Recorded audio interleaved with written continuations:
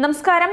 India Pak സംഘർഷത്തിന്റെ മധ്യത്തിലും പൊതു തിരഞ്ഞെടുപ്പ് സമയത്ത് നടത്തുമെന്ന് മുഖ്യ തിരഞ്ഞെടുപ്പ് കമ്മീഷണർ സുനിൽ അറോറ പറയുന്നു. ഉത്തർപ്രദേശിലെ ലക്നൌവിൽ തിരഞ്ഞെടുപ്പ് ഒരുക്കങ്ങൾ വിലയിരുത്താൻ എത്തിയതായിരുന്നു അദ്ദേഹം. സമയമാകുമ്പോൾ അറിയിപ്പായി വാർത്താ സമ്മേളനം വിളിക്കുന്നതാണ്. കമ്മീഷന്റെ പുതിയ വിജ്ഞാപന പ്രകാരം സ്ഥാനാർത്ഥികൾ അവരുടെ വിദേശത്തുള്ള ആസ്തികളുടെ വിവരങ്ങളും ഫയൽ ചെയ്യണം.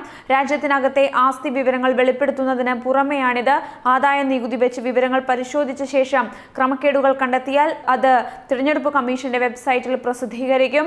വീഴ്ച വരുത്തുന്നവർക്കെതിരെ ശക്തമായ നടപടി സ്വീകരിക്കും എന്നുമാണ് സുനിൽ അറോറ പ്രതികരിച്ചിരിക്കുന്നത്. തീവ്ര വികാരം ഇളക്കുന്ന പ്രസംഗങ്ങളുടെ കാര്യത്തിൽ ഉത്തരവാദികൾക്കെതിരെ ശക്തമായ നടപടി സ്വീകരിക്കുമെന്നും പറയുന്നു.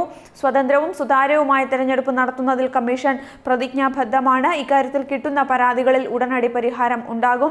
തിരഞ്ഞെടുപ്പുമായി ബന്ധപ്പെട്ട പരാതികൾ നൽകാൻ സി-വിജിൽ ആപ്പ് ഉടൻ പുറത്തിറക്കും. പരാതി നൽകുന്നവരുടെ പേരുകൾ രഹസ്യമായി സൂക്ഷിക്കും. ഇതുകൂടാതെ സോഷ്യൽ മീഡിയ നിരീക്ഷിക്കാൻ ഒരു കമ്മിറ്റി രൂപീകരിക്കും. 1,63,331 പോളിംഗ് സ്റ്റേഷനുകളാണ് ഇത്തവണ ഉണ്ടാവുക. VVPAT മെഷീനുകളും ഇത്തവണ ഉപയോഗിക്കും എന്നാണ് സുനിൽ അറോറ വ്യക്തമാക്കിയിരിക്കുന്നത്.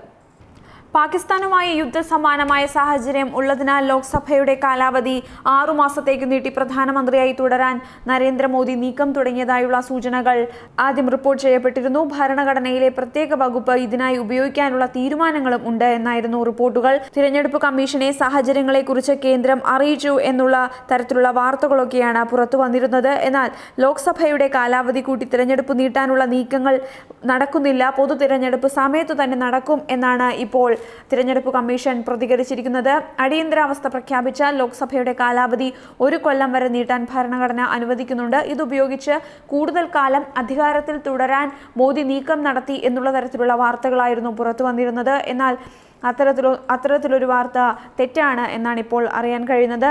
പാകിസ്ഥാനുമായുള്ള ഏറ്റുമുട്ടലിന്റെ സാഹചര്യത്തിൽ പൊതു തിരഞ്ഞെടുപ്പ് പ്രഖ്യാപനം തിരഞ്ഞെടുപ്പ് കമ്മീഷൻ വൈകിച്ചേക്കും എന്നായിരുന്നു വാർത്തകൾ. അടുത്ത മാസം 4-ന് ജമ്മു കാശ്മീർ സന്ദർശിച്ച തിരഞ്ഞെടുപ്പ് ഒരുക്കങ്ങൾ വിലയിരുത്താൻ തിരഞ്ഞെടുപ്പ് കമ്മീഷൻ തീരുമാനിച്ചിരുന്നു. ഈ സന്ദർശനം മാറ്റിവെച്ചേക്കും എന്നും തിരഞ്ഞെടുപ്പ് കമ്മീഷൻ വൃത്തങ്ങൾ പറഞ്ഞിരുന്നു. അടുത്തയാഴ്ച തിരഞ്ഞെടുപ്പ് തീയതി പ്രഖ്യാപിക്കാനാണ് കമ്മീഷൻ നേരത്തെ പദ്ധതി തയ്യാറാക്കിയിരുന്നത്. അടുത്തയാഴ്ച തന്നെ തിരഞ്ഞെടുപ്പ് തീയതി പ്രഖ്യാപിക്കാനുള്ള തീരുമാനങ്ങളായിരുന്നു കമ്മീഷൻ നടത്തിയിരുന്നത്. എന്നാൽ അത് പറ്റില്ല എന്ന വിലയിരുത്തലുകൾ കമ്മീഷനുണ്ട്. പാകിസ്ഥാനുമായി യുദ്ധ സാഹചര്യം നിലനിൽക്കുന്നത് കൊണ്ട് തന്നെ തിരഞ്ഞെടുപ്പ് പ്രവർത്തനങ്ങളും നടത്താനാകില്ല. ഈ സാഹചര്യത്തിൽ രാഷ്ട്രപതിയെ കൊണ്ട് ലോക്സഭയുടെ കാലാവധി നീട്ടാനാകും ശ്രമിക്കുക എന്നായിരുന്നു വാർത്തകൾ.